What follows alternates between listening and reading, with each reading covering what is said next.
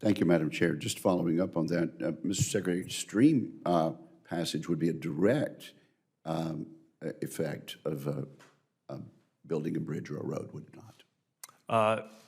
Yes, a culvert or road construction, depending, of course, on the specifics of the project. Okay, not an indirect or a cumulative effect. Let me just start by getting you to commit to following the requirements of the bipartisan infrastructure law as enacted. Absolutely. Our aim and our intent is to apply this law as written. Okay. Well, let's start with the truck driver apprenticeship program. I think it's important to enact this. This would allow 3,000 18 to 21-year-old drivers to participate in operating interstate commerce. And as I mentioned in the statement, the additional requirement that is not in the statute is that truck carriers seeking to participate in this program register with the Department of Labor as a registered apprenticeship.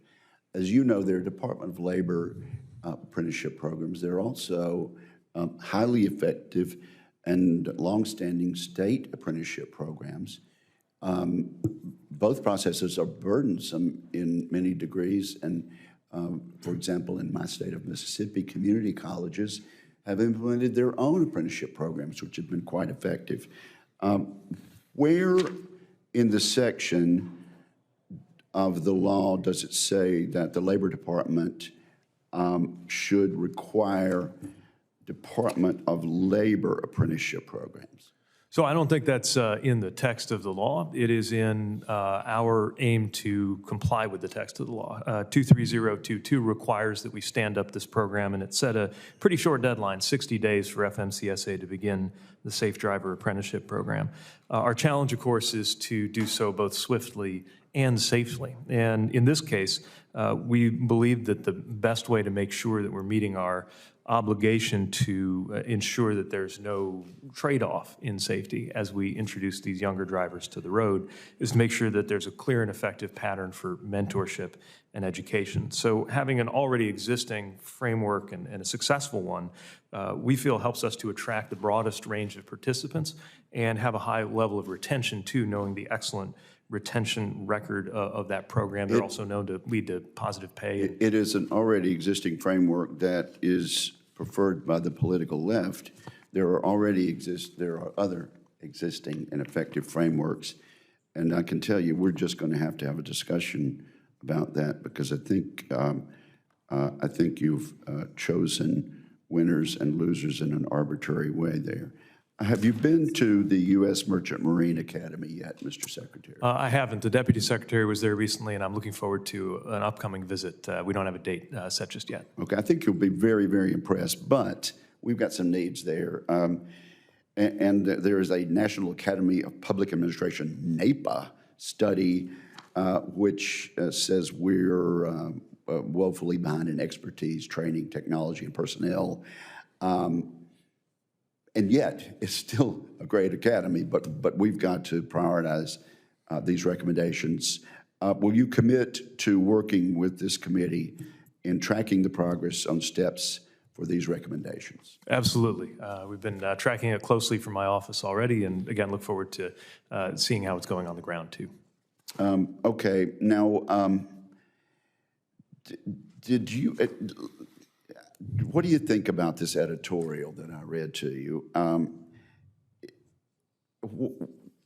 There's no language in the infrastructure law that authorizes DOT to require applicants to address factors that are not listed in the statutes. And our goal is to start building this infrastructure quickly. For example,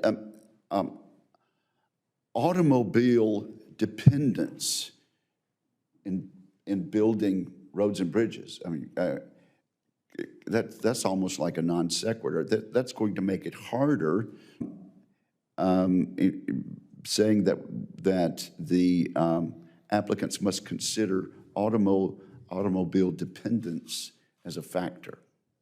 Well, the idea here is to make sure that people have options, whether driving a car, whether taking transit, whether using active transportation. We want to make sure that we're moving toward a roadway and highway network across the country that provides the most and best options for Americans to get around.